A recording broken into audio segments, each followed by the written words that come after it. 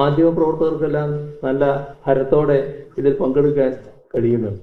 എനിക്ക് കഴിഞ്ഞ ദിവസങ്ങളിലുണ്ടായ ചില കാര്യങ്ങൾ വെച്ചാണ് ആ ഒരു അന്തരീക്ഷം ഉണ്ടായിട്ടുള്ളത്. സത്യസന്ധതയോടെ പ്രവർത്തിക്കുന്ന പോലീസ് ഉദ്യോഗസ്ഥരാണ് ഏറിയ കൂടുതൽ. അത്തരം പോലീസ് ഉദ്യോഗസ്ഥർക്ക് കലവറയില്ലാത്ത പിന്തുണ സർക്കാരിൻ്റെ ഭാഗത്തുണ്ട്. മുന്നിൽ വരുന്ന വിഷയങ്ങളിൽ മനുഷ്യത്വവും നീതിയുമാണ് നിങ്ങൾ ഉയർത്തിപ്പിടിക്കേണ്ടത്. സ്വതന്ത്രവും നീതിപൂർവവുമായി പ്രവർത്തിക്കാൻ ഇവർക്ക് കഴിയണം. അതിന് പ്രാപ്തരായവരാണ് ഇപ്പോൾ കേരള പോലീസ് സേനയിലെ അംഗങ്ങൾ. ഇന്ന് നിങ്ങളുടെ സമ്മേളനത്തിൽ പങ്കെടുക്കുമ്പോൾ നമ്മുടെ മാധ്യമപ്രവർത്തകർക്കെല്ലാം നല്ല ഹരത്തോടെ ഇതിൽ പങ്കെടുക്കാൻ കഴിയുന്നുണ്ട്.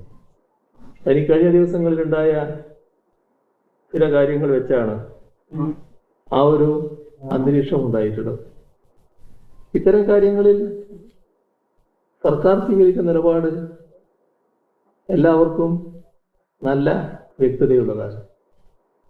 ഏത് കാര്യവും അതിൻ്റെ ശരിയായ മെറിറ്റിൽ പരിശോധിക്കുന്ന നിലയാണ് സർക്കാർ സ്വീകരിക്കുക. ഒരു മുൻവിധിയും ഒരു കാര്യത്തിലും പ്രകടിപ്പിക്കാറില്ല. അപ്പോൾ പ്രശ്നങ്ങൾ ചിലതിപ്പോൾ പൊതുസമൂഹത്തിൽ ഉയർന്നു വന്നിട്ടുണ്ട്.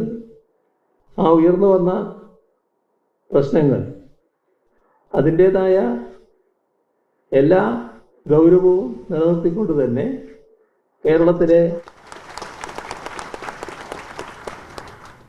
ഉന്നതനായ പോലീസ് ഉദ്യോഗസ്ഥൻ തന്നെ, ഉന്നതരായ പോലീസ് ഉദ്യോഗസ്ഥരുടെ റാങ്ക് ഉണ്ടല്ലോ, അപ്പോൾ ഏറ്റവും ഉന്നതമായ റാങ്കിലുള്ള ആൾ തന്നെ അന്വേഷിക്കുന്ന നില സ്വീകരിക്കാനാണ് സർക്കാർ ഉദ്ദേശിക്കുന്നത്. അതേസമയം പോലീസ് സേനയുടെ അച്ചടക്കം നേരത്തെ സ്വാഗത പ്രസംഗത്തിലും പറഞ്ഞു, ഞാനും നേരത്തെ പരാമർശിക്കുകയുണ്ടായി. അച്ചടക്കം വളരെ പ്രധാനമാണ്. അച്ചടക്കത്തിന് നിരക്കാത്ത ഏതെങ്കിലും പ്രവൃത്തി ചെയ്താൽ അത് ഒരു ഘട്ടത്തിലും വെച്ച് പൊറുപ്പിക്കാറില്ല. അതുമായി ബന്ധപ്പെട്ട നടപടികൾ പ്രത്യേകമായി ഉണ്ടാവുകയും ചെയ്യും. ഏതെങ്കിലും അച്ചടക്കത്തിന് നിരക്കാത്ത പ്രവൃത്തി കണ്ട് എനക്കും ഇങ്ങനെ ആയിക്കളയാം എന്ന് ആരും ധരിച്ചേക്കരുത്. അതിൻ്റെ ഫലം തിക്തമായിരിക്കും എന്നുകൂടി ഓർമ്മ വേണം. മറ്റ് കൂടുതൽ കാര്യങ്ങളിലേക്കൊന്നും ഇപ്പോൾ ഞാൻ കടന്നു പോകുന്നില്ല. പോലീസ് സ്റ്റേഷനുകളിലെ അടിസ്ഥാന സൗകര്യങ്ങൾ മെച്ചപ്പെടുത്തേണ്ട കാര്യം ഇവിടെ പറഞ്ഞു. പോലീസുകാർക്ക് മികച്ച തൊഴിലിടങ്ങൾ സൃഷ്ടിക്കുക, ഇത് സർക്കാർ പ്രതിജ്ഞാബദ്ധമായ ഒരു കാര്യമാണ്.